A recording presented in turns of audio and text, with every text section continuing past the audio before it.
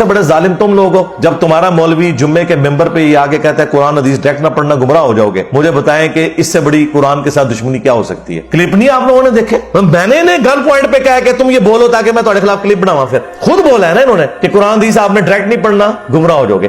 یہ ڈائریکٹ پڑھنا پتہ نہیں کیا کہتے ہیں, کس کو ڈائریکٹ پڑھنا یہ کہتے ہیں؟ ڈائریکٹ تو کوئی بھی نہیں پڑھ رہا ہوتا, ترجمے تم لوگوں نے کیے ہوئے, ڈائریکٹ بیچارہ کون سا پڑھ رہا ہوتا ہے؟ تو کوئی کہتا ہے کہ میں ڈائریکٹ ہی خود ہی پڑھ لوں گا, حدیث بھی پڑھ لوں گا اور میں ڈائریکٹ قرآن کی آیتیں بھی پڑھ لوں گا, تو میں عمل کروں, مجھے کسی کی ضرورت نہیں, تو کیا کہیں گے؟ یہی چیز ہے کہ جو بندے کے لیے آزمائش کا اور امت کے اندر فتنہ پھیلنے کا ذریعہ بنتی ہے. نمبر ایک, ہر ایک کے اندر اول تو یہ صلاحیت ہی نہیں ہے. آپ محتاج ہیں ترجمے کے, آپ محتاج ہیں دیگر امور کے. پہلی چیز تو یہ ہے کہ دیکھیں, ایک ہوتی ہے صرف دلیل پر مطلع ہونا, دلیل کو جان لینا, لیکن صرف دلیل کو جان لینا کافی نہیں ہوتا. یہ چیز یہ سمجھنا ضروری ہوتا ہے کہ اس دلیل کا مفہوم کیا نکلے گا, اس کا معنی کیا نکلے گا, یہ جاننا ضروری ہے. پھر اس کے بعد یہ چیز سمجھنا ضروری ہے کہ اس دلیل کے مقابلے میں کوئی دوسری دلیل ہے یا نہیں ہے. آپ مثال کے طور پر قرآن مجید فرقان حمید میں کوئی ایک مقام پہ پڑھتا ہے کہ جہاں پر مطلقاً خون کو حرام لکھا ہوا ہے, یعنی وہ ناپاک بھی ہے. ٹھیک, آپ کوئی کہتا ہے کہ خون بھلے چمکا یہاں پر اور وہ ناپاک قرار پایا, لیکن دوسرے مقام پر دم مسفوح لکھا ہوا ہے. صحیح, وہاں پر وہ خون ناپاک ہے کہ جو بہنے والا ہے. تو اب ایک طرف کی دلیل کوئی دیکھ کے کہے کہ نہیں یہ چیز تو یہ جو خون ہوگا یہ ناپاک ہو جائے گا, صحیح, بھلے وہ بہتا خون نہیں ہے, اور دوسرا والا دیکھ کے کہے گا نہیں وہ خون ناپاک ہوگا کہ جو بہنے والا ہوگا. تو یہ میں نے ایک موٹی سی مثال سامنے پیش کی ہے. تو بعض اوقات یہ ہوتا ہے کہ ایک طرف ایک دلیل ہوتی ہے, دوسری طرف دوسری دلیل ہوتی ہے. اب ان دونوں کے درمیان فیصلہ کیسے کیا جائے گا کہ مطلقاً خون ناپاک ہوگا یا بہنے والا خون ناپاک؟ پھر اس کے اصول ہوتے ہیں, اس کے قواعد ہوتے ہیں کہ کس کب مطلق پر عمل کیا جاتا ہے, کب مقید کے اوپر عمل کیا جاتا ہے. تو یہ سارے باتیں جاننا ضروری ہوتا ہے. اسی طرح اور بہت ساری باتیں ہوتی ہیں. اب مثال کے طور پر کوئی بخاری مسلم کے اندر یہ کہتا ہے کہ جی نبی پاک صلی اللہ تعالیٰ علیہ وآلہ وسلم رفع الیدین کیا کرتے تھے, رکوع میں جاتے ہوئے, رکوع سے اٹھتے ہوئے آپ رفع الیدین کرتے تھے, لہٰذا یہ تو حدیث کے اندر آ گیا. تو جناب اس سے کوئی انکار نہیں کرتا کہ نبی پاک صلی اللہ تعالیٰ علیہ وآلہ وسلم رفع الیدین کیا کرتے تھے یا نہیں کیا کرتے تھے. اصل یہ ہے کہ نبی پاک صلی اللہ تعالیٰ علیہ وسلم نے آخر تک کیا یا نہیں کیا, اور نبی پاک صلی اللہ تعالیٰ علیہ وسلم کے آخر معمولات کیا تھے.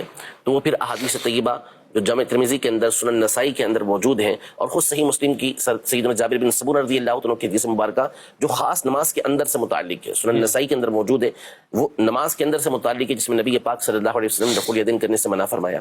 تو وہ دلائل سے آپ کہاں جائیں گے, اس کو بھی تو دیکھنا پڑے گا.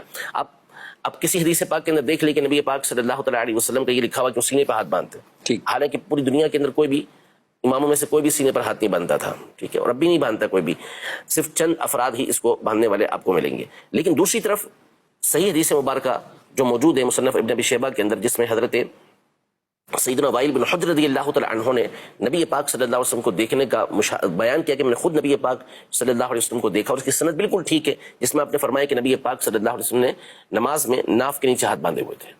اب یہ دونوں دلیلوں کے درمیان فیصلہ کون کرے گا؟ یہ مجتہد کرے گا. آپ کو کیسے پتہ چلے گا کہ صحیح ابن خزیمہ کی جو حدیث مبارکہ ہے اس میں سینے پر جو ہاتھ رکھنے کا بیان ہے وہ صحیح ہے یا نہیں ہے, اس میں کون سے راوی ہیں جس کے اوپر کلام کیا گیا ہے؟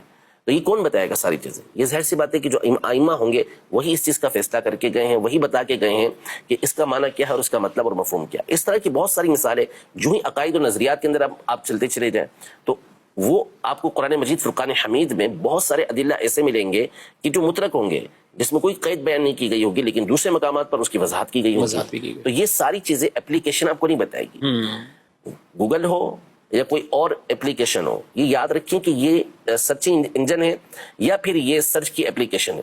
ریسرچ نہیں ہے اس کے اندر, تحقیق نہیں ہے. اس کو زیادہ سے زیادہ آپ کہہ سکتے ہیں کہ یہ تفتیش ہے یا یہ تخریج ہے بس.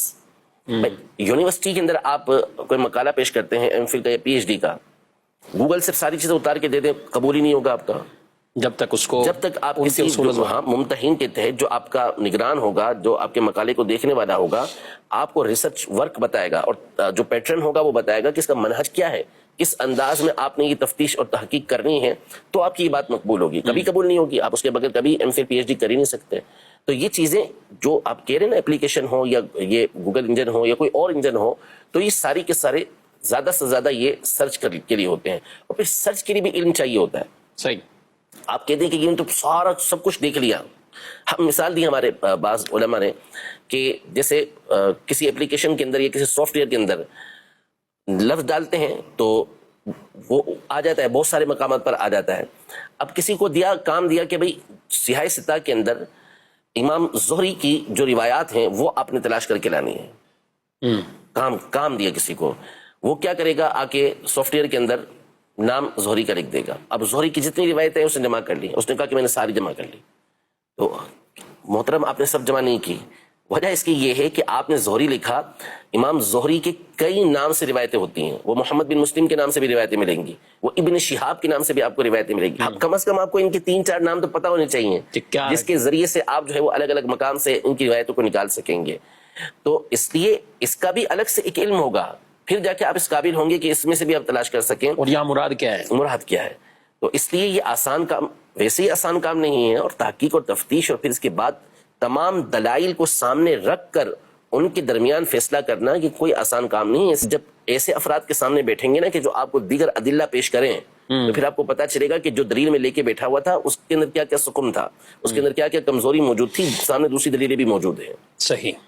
بہرحال ناظرین کرام، یہ بہت ایک اہم ٹاپک اور بڑی ایک علمی گفتگو اور یہ ایک پورا ایک موضوع ہے. تو دین کے حوالے سے تو پراپر علماء کی پوری زندگیاں گزری ہیں اس کے اوپر، اور وہ کوئی 1-2 سال 3 سال نہیں، کوئی 1-2-4 بیان سن کر نہیں، اور کوئی 2-4 نشستوں میں بیٹھ کر نہیں، پوری زندگیاں گزر جاتی ہیں. اور ہم جن ائمہ کی بات کرتے ہیں جنہوں نے قرآن اور حدیث کو سامنے رکھتے ہوئے وہ اصول وضع کیے اور پھر باقاعدہ ایک فقہ کو جو ہے وہ مرتب کیا، وہ جو مسائل ہیں ان کے پیچھے بھی کوئی نہ کوئی اس طرح کی وہ دلیل ان کے سامنے وہ موجود ہوتی ہے. بہرحال عام کے لیے یہی، عام آدمی ظاہر ہے کہ وہ ان کو ڈائریکٹ یوں خود تھوڑی کہے گا کہ میرے پاس یہ دلیل ہے تو میں آج سے یہ عمل کرنا شروع کروں، بلکہ وہ کسی نہ کسی امام کی پیروی کر کے، تقلید کر کے، اس میں رہتے ہوئے ہی اپنی وہ زندگی کو گزارے گا.